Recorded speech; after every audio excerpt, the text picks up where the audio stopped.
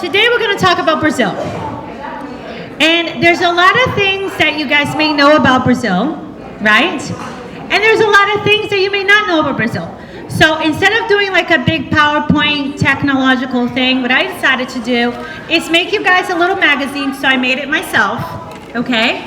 So we're gonna go through some of these fun facts, and then I'm going to share with you a little bit more about Brazil and its fascinating history.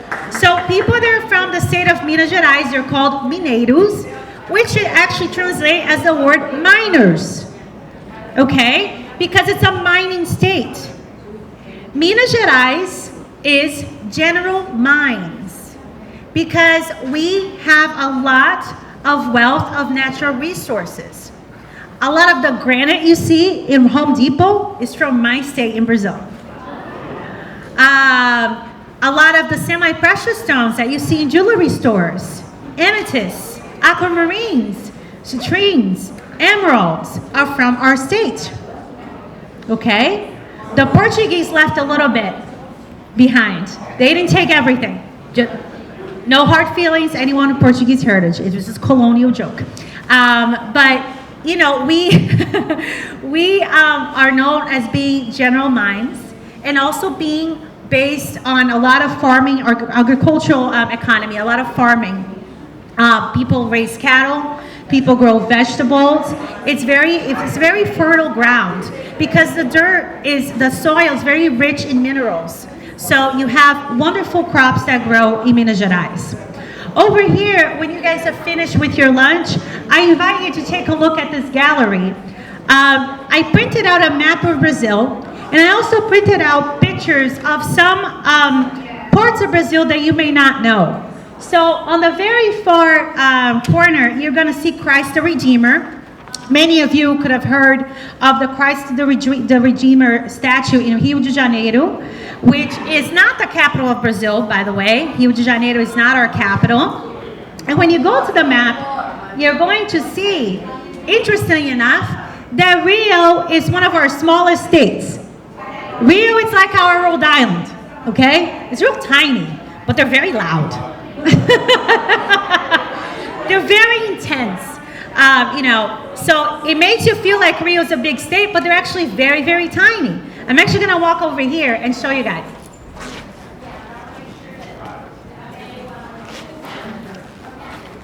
So this little orange spot over here is Rio de Janeiro, and this big blue state is Minas Gerais, where most people are from. Okay? So Rio is very tiny. São Paulo, which is the concentration of most corporations in Brazil, where most of the technology happens, is this green state over here. So this is the Amazon, lungs of the world, right? And through the Amazon, we have the Amazon River.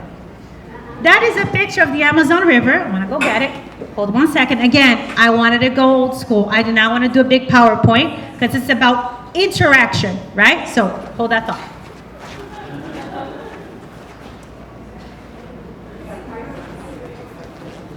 It's like a big show and tell. It's really fun. This is a portion of the Amazon River. It's as big as the Nile River. So Brazil is huge.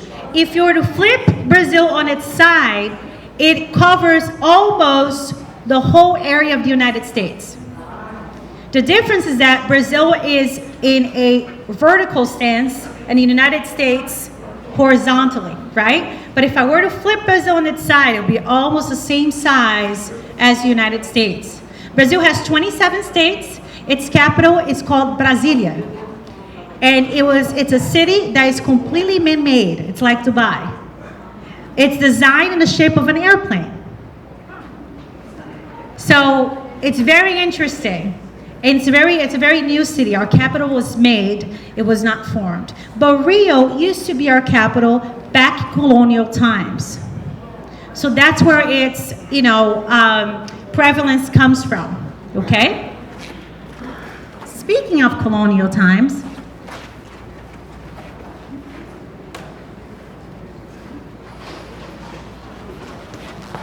But wait, there's more. So this is a church in Minas Gerais, in my state, because our state was also responsible for the Brazilian independence. So all of the rebels met in my state to plot their independence. Again, there's one very nice Portuguese Spaniard here. I lost him. Where is he sitting? He's right over there. Like, no hard feelings, okay? I may make a joke or two about the Portuguese, but I mean it with so much love. But again, it's a colonizing thing. Like, you know, it's like if there's a bunch of British people here, you're gonna be like, hey, we did it better, you know? Like, you're tiny now, and look how big we are, you know? Exactly. So this church was built in 1686 during the Brazilian gold rush. It's completely plated in gold. So in the state of Minas Gerais, there's a city called Ouro Preto, okay, black gold. And it's a UNESCO World Heritage Site. And it has beautiful small churches and amazing sculptures made in soapstone. And the sculptures have a beautiful story because the sculptor had leprosy. And he was very talented. So he started sculpting in soapstone because it was soft. And he could still do his art. But he gave literally his life, his limbs to his work. And he made sculptures of all of the saints and all of the apostles. And it goes all around these churches. It's a beautiful city. It's very European. In a sense that it was built by some of our colonizers. So you have these narrow cobblestone streets and beautiful buildings built in the 1600s. So it's a different side of Brazil, right? So when you think of Brazil, you don't think this. You think this when you think Rome, you think Europe, right? But this church is breathtaking, and I've had the honor to be brought there by my mom. So I've been to Ouro Preto many times, and it really, the picture does not do it justice. When you see it in the daylight, you have to wear your sunglasses inside the church because of the reflection of the gold.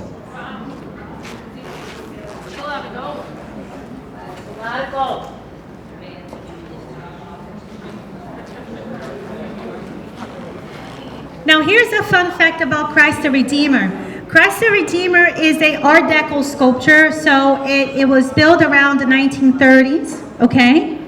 And it stands 98 feet high.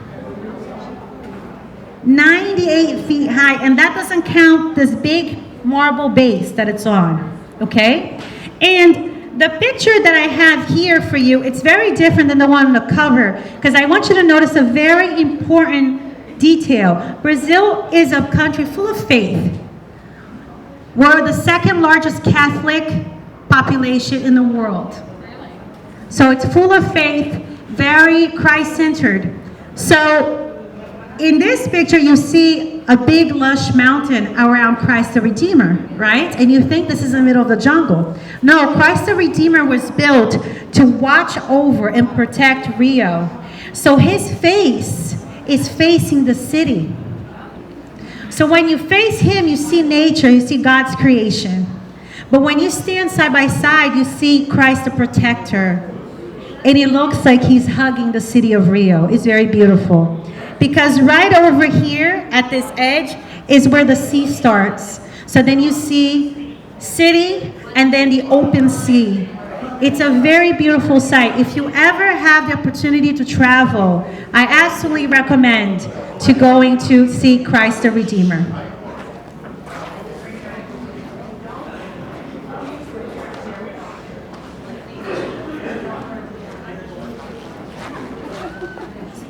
So I have questions. Okay, you know what? Sure, let's take some questions. Yes. So it was built in 1930s. 1930s, yes. So again, you may also notice all of the countries that borders Brazil, okay? Brazil borders with Uruguay, Paraguay, Argentina, Colombia, Venezuela, Guyana, Suriname, French Guyana, okay? All of these countries borders with Brazil. The very southern tip of Brazil is a state called Rio Grande do Sul that unfortunately right now is going through the worst flood of its history. Okay? Imagine if what happened in New Orleans happened with a whole entire state. All of the levees, Rio Grande do Sul means Great Big River. That's the name of the state. The levees around the Great Big River broke. And right now, 50% of the state is completely underwater, and people lost everything. So they're really struggling right now. But if you keep traveling over here, and it's funny because Brazil, as the mayor was saying, it's a very diverse country. Here's how it works. This big gray yellow state here is one of my favorites. Okay? My favorite is obviously where I was born, Minas Gerais. With the wonderful food you guys had today, I'm going to touch on that in a minute. But my second favorite state is Bahia. Because contrary to popular belief, this big yellow state over here is actually where the birth of Brazilian culture happened. Bahia and its capital, Salvador, which is also called another word for a redeemer, again, a lot of faith. Christ the Savior. Salvador is called the city. Bahia is 80% Afro-Brazilian. Bahia is where the Portuguese first came, is where all of the slave ships happened, but it's where the culture arrived because most of Brazilian culture is really culture from Africa. And in Brazil, we celebrate that. We understand that our culture is based on our African roots. So there's a lot of African roots, even in the food that you had today. Who had the mixture with the beans and the collard greens and the white flour? Okay, that is yuca flour. Yuca flour is a root. Yuca is actually a root vegetable that's very used in Africa. It's a root that's about this long, this thick. You can find it at Seatown. It's a big brown root, and it's clear white on the inside. Yuca flour is that plant completely sun-dried and mashed up. It's a flour that doesn't go bad. It's a very heavy starch. So that dish mixed with the collard greens and the beans and parts of the pork back then that were not used was what workers would take for lunch because there was no refrigeration, it wouldn't go bad, and it had everything that they needed. It had protein, it had some starch, but that is an African dish that was modified in different Brazilian states. So each Brazilian state is going to have a version of that, but everybody knows that the one made by my state is the best. Just saying. So Bahia has beautiful churches, and Bahia has beautiful music. I brought my husband and my son to Bahia 5 years ago. I have a 12-year-old son. And I go to Brazil with him every year because I think it's really important for him to understand my culture and where I came from. And he was able to experience something he had never experienced before. In Bahia, again, cobblestones, beautiful colonial buildings, and every 3 hours, a wave of beautiful people with collared shirts, huge drums, invade the streets and do almost like a drumming circle with whoever is there. And you feel these drums like a heartbeat. You can be 3 streets over and you can feel the drums coming towards you. And everyone gets to enjoy that. It's a big party every 3 hours. It's beautiful. You feel and you see people being one with their culture of hundreds of years ago. Over here, Mato Grosso is our Brazilian Texas, and you can see it's kind of similar, right? It's really big. Most of Brazilian steak that's any good comes from there too. Pará, you can see it's almost as large as the Amazon. It's where you have a lot of nuts, a lot of the nut trees come from Pará. Each Brazilian state is going to have its own crop. Because Brazil is in a vertical state, not horizontally, you have a very diverse also fauna and agriculture. Because each state is going to have a different kind of soil and a different kind of things that they could grow. So a trip around Brazil, it's really a trip within the world. In the lower part of Brazil, you have most of our European colonies. Rio Grande do Sul and Santa Catarina, especially Santa Catarina, this little pink state over here, is home of the largest Oktoberfest outside of Germany in the world. So the south of Brazil, it's very much like Europe. It has huge German influences and influences from other countries in Europe as well. So over here you have in the Amazon, Mato Grosso, Rondônia, and Pará, you have where most of the Brazilian native tribes were. Over here, when you come through in the coast of Brazil, you have most of our African influences. Over here, you have most of our European colonies. So if you notice over here, between Minas Gerais, Rio, and São Paulo, you have people like me. Because what happens is, this is where the Industrial Revolution happened in Brazil. So people that didn't have opportunities from the native states, from the Afro-Brazilian states, and from the South, they come to the middle for opportunity, and they fall in love and make babies. There are what we call café com leite, coffee and milk, just like me.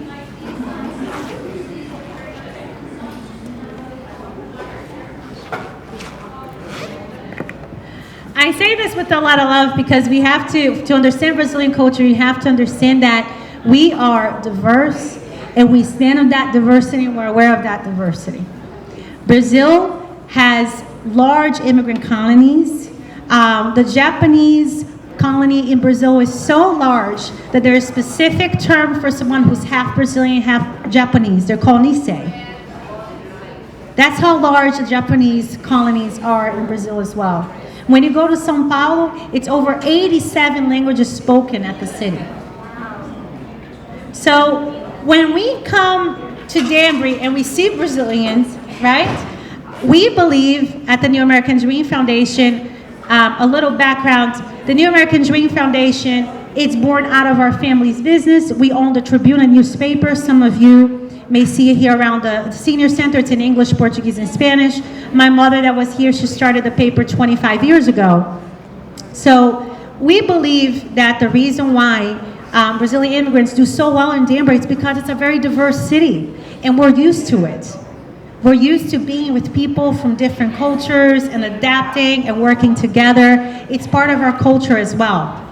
But back to our little pamphlet, again, like I was saying about the Amazon, 20%. This is where we're going to connect some of the news that we hear and people talking about, you know, deforestation, issues when it comes to the environment. Think about that.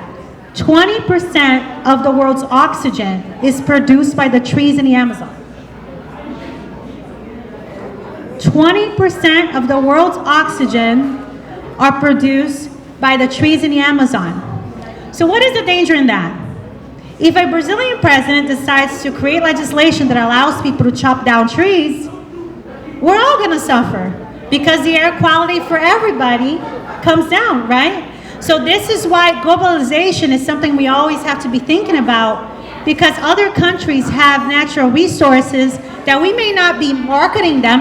You know, they haven't figured out a way to sell air yet, but I have my money that they will at some point, right? They figure out a way to sell everything. But that is legislation that could affect the health of people all over the world, right? So it's really, when you hear about someone doing anything to protect nature around the globe or to protect the Amazon, you should protect it too, because that is the filter that's purifying your air. Yes.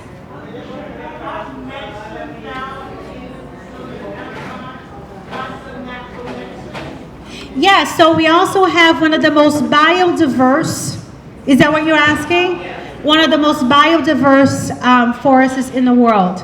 Let me tell you, we're very blessed to have a farm in the state of Minas Gerais, but I see bugs there that have no business having wings, okay? Like, I see things at my parents' farm that I'm like, oh my God, were you angry that day? Like, it sounds like it's a lot. It's a lot. I found spiders as big as my face. So, yes, it's very biodiverse, for sure. That's a great question. Now, this is one of my last fun facts about Brazil. So guys, Do you know why we don't speak Portuguese the same way the Portuguese do? Does anybody know?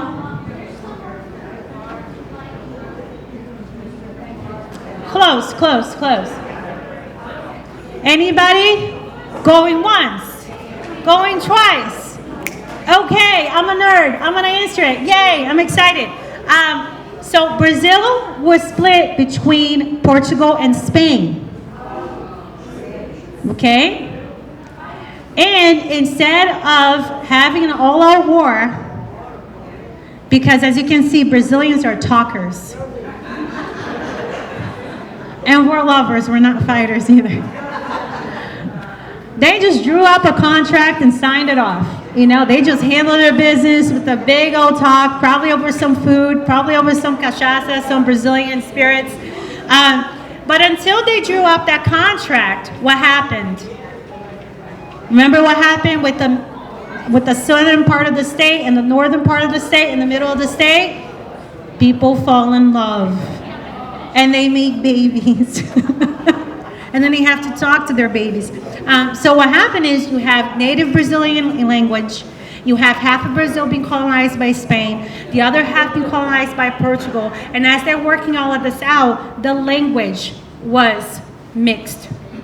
So Brazilian Portuguese sounds a lot rounder, a lot more like Spanish, but it's a catch-22 because we understand when people speak Spanish, but when I speak Portuguese, people that speak Spanish don't understand what I'm saying. Yes.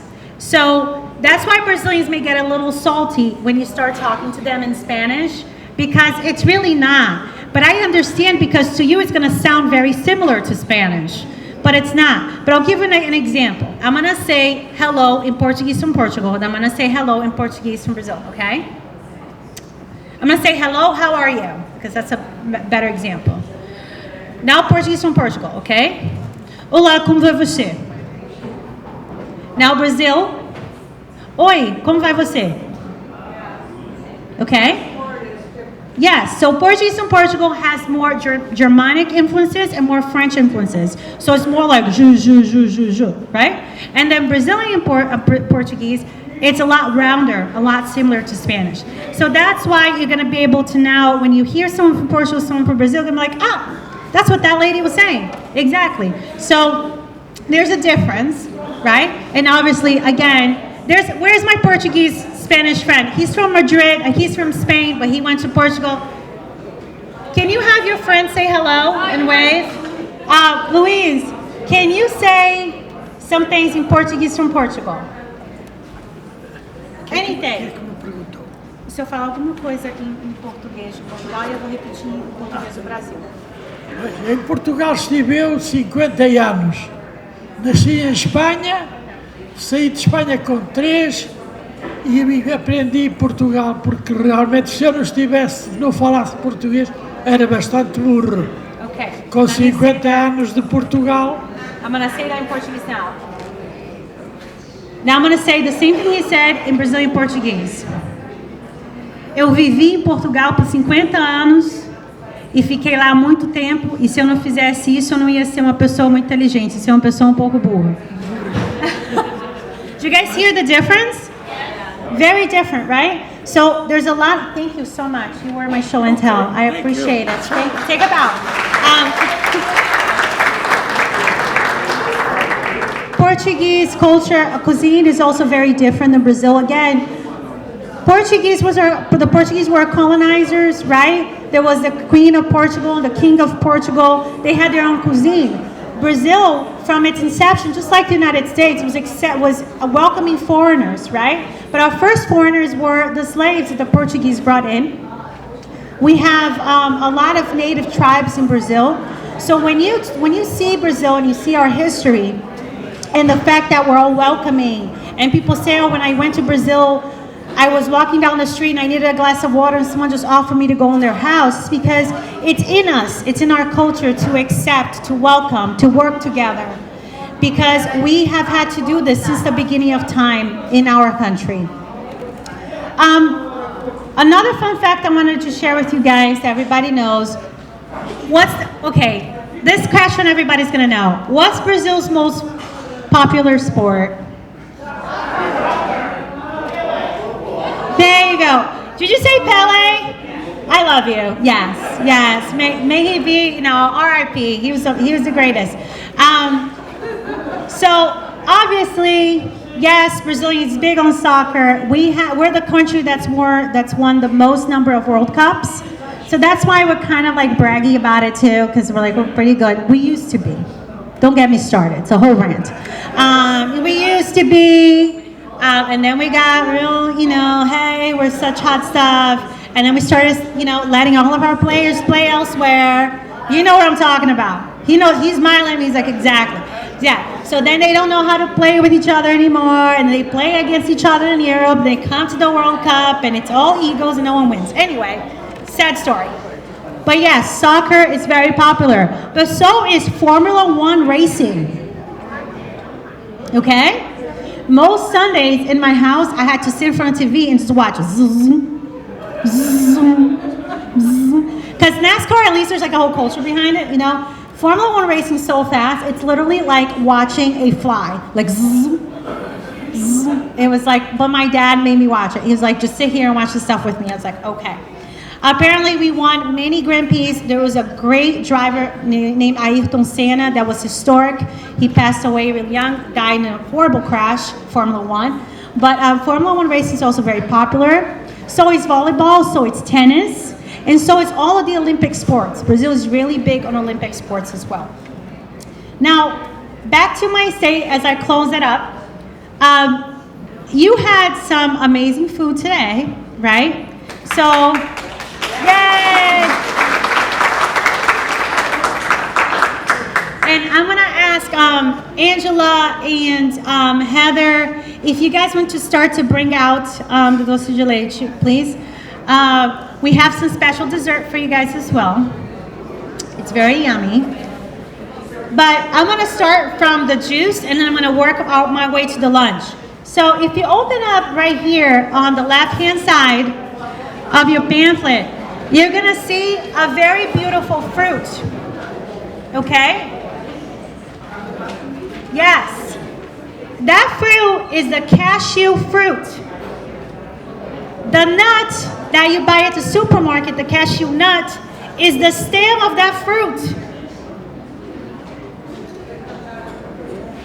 No, it's actually inside the stem. See how the little stem?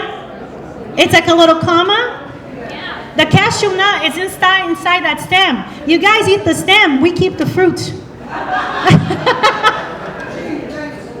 We send you guys the bad part. We keep the juicy part. So the cashew fruit is beautiful and it smells beautiful as well. When you walk into a cashew fruit farm, it's like walking into a room that someone just created the most tropical perfume. The fragrance of when they're ripe, it's intoxicating in all the good ways. It's so good when it's ripe. Now there's one fun fact about the cashew fruit. You have to squeeze the juice and you have to water it down. You have to put sugar because it has a quality that makes your mouth go numb if you don't break it down. So I have another true Brazilian over there that's going, yes, yes, yes. Because one of my favorite memories from my childhood is going to the village where my grandmother is from, going to her cashew fruit tree and biting it and talking like this the whole time to just like take my parents off. Because it makes your whole mouth go numb. You can't taste anything if you eat it right from the fruit. It's very concentrated, but it smells delicious, and it's a very flashy fruit as well. It's almost like a sponge. So imagine that the grind around it it's waxy and it's almost like a plastic, so it's hard to bite through, but inside it's almost like a sponge full of juice. It's delicious. But we export the nuts. The nuts in Brazil are very expensive. Most Brazilians cannot afford to buy a pound of cashew nut. So the irony of Brazil that you will see, and it's one of the reasons why we leave, is that some of our best things we export, and we make it extremely difficult for everyday people to afford. Brazil exports most of its meat. We're one of the largest producers of beef. Beef is one of the most expensive items in the Brazilian grocery list. And we're one of the largest producers of beef. You know? So, unfortunately, it's a land of contradictions and a lot of injustices. It's beautiful, but it's very hard to live in Brazil. One thing for you to keep in mind is that right now, $1 American is the equivalent of 5 Brazilian reais. Okay? Yes. $1 American is the equivalent of 5 Brazilian reais. So the economy there, it's very difficult. Brazilian is a monthly salary-based economy. The minimum wage in Brazil now is 1,500 reais. And that's going to be around $575 a month. That's minimum wage, okay? So a lot of the things are not affordable in Brazil. Now, everybody's getting their dessert. Again, from my state, you're welcome. Now, what you're eating is what you know also as doce de leite. That's what we call doce de leite. In Brazil, we say doce de leite, okay? And it is pure milk cooked with sugar and butter. It's basically a caramel cream. It is heaven, ladies. It is so good, okay? Now, pro trick. One of my favorite breakfasts, and I don't want any judgment. Don't judge me. It's one of the wonderful cheese breads that you guys have, right? I split it in half. Then I get the doce de leite, and I put it inside. Try it. It is amazing. So we have a lot of farmlands in Minas Gerais. We make a lot of cheese. That's why cheese bread was invented in Minas Gerais. It's the only state in Brazil that is the original recipe is Minas.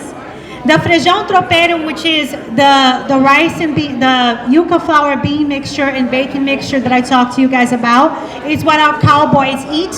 They can pack that up in a container, tie it with a rag, put it on their saddle, and it lasts for them for the whole day. And then you guys also had sausage. We're big pork culture as well in our state because of farming culture. And my fun fact about the state, and last one, again, like I said, general minds, right? So Minas Gerais has beautiful gemstones, has beautiful landscape, and the best Brazilian cuisine. This top picture here is a traditional Minas Gerais food buffet. And you notice that the pans are made out of stone. They're carved out of stone. So they have very low heat, and they let the pans warm for hours before they put the cooked food inside. And we're known for cooking on wood fire stoves. We have one on our farm. It's called fogão de lenha.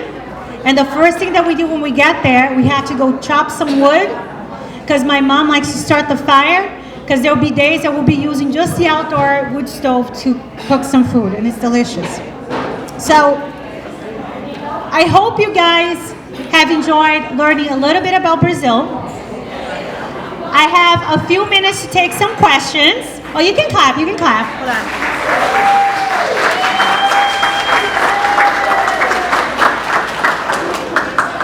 Obrigada. And that's thank you. But if you guys have any questions, I'll take some questions right now. Any questions? Oh, over here. Okay. Hold on, you know what?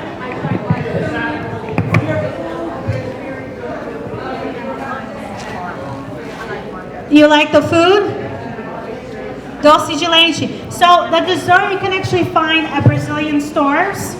You can buy, it comes in a can, in a metal can, you know. And if you're very well disciplined, it may last you 2 weeks. It doesn't last 2 weeks in my house. Yes, sir. About the rainfall. Yes. So we've all heard that there's clearing going on, and there's fertilization going, that they find down whatever the exotic Yeah.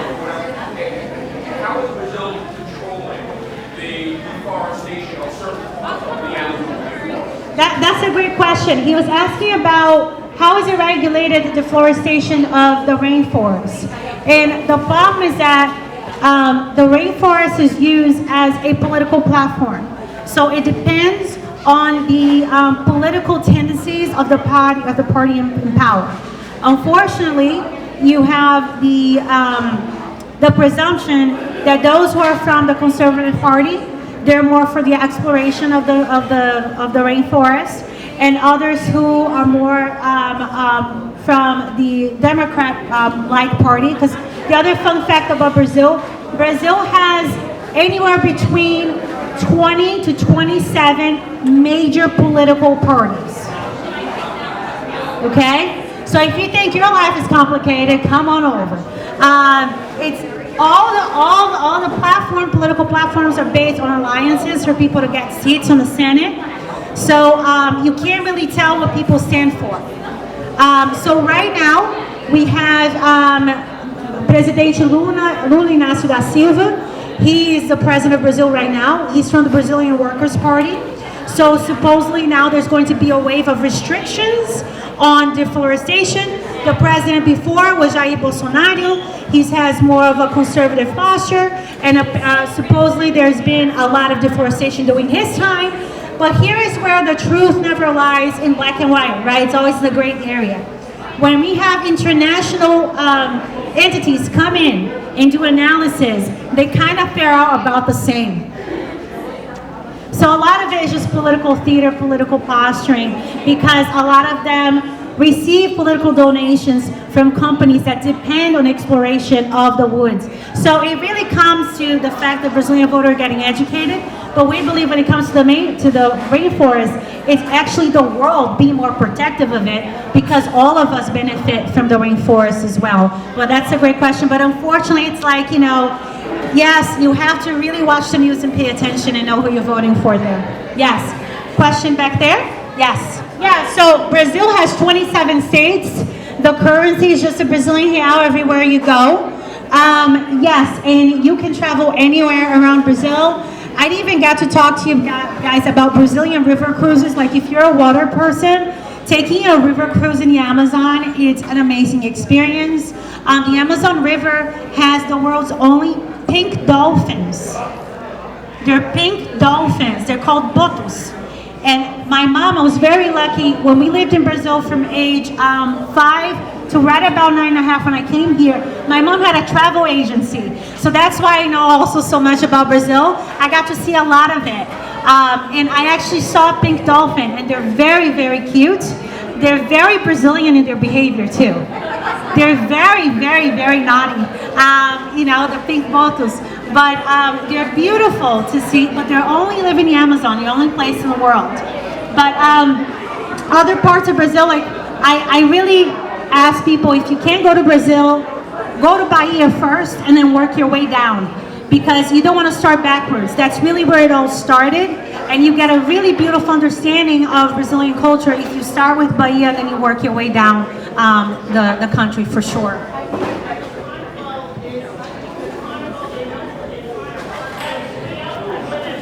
Yes, and it's, what? Great question. Am I running out of time? Rio Carnival started in Bahia. Rio Carnival did not start. Is she patting me? Is she telling me that I talk just as much as she does? Is that what she's saying? No. Because Sue and I are really like soul sisters. I know we don't look it, but Hey, soul sister. yeah. But we have very similar personalities. That's why we work well. Like, we're very intense. Yes, we're very intense, but it's perfect. It works. Right? We get it done. We get it right. We do get it done. Yes, the poor people that work with us though, but it's okay. So Bahia is where Carnival started. Carnival is a street festival and celebration. In Rio, you have the elitization of Carnival. Carnival is for the elite in Rio. The average costume that you see on a picture on TV is 5,000 reais. Not the fancy ones on the floats, the ones on the bottom. So people work the whole year to make enough money. Remember, $1, 5 Brazilian reais, right? Minimum wage, 1,500. So for a Brazilian to participate in Carnival, they have to not spend a penny of their earnings for 5 months. So the real Carnival started in Bahia.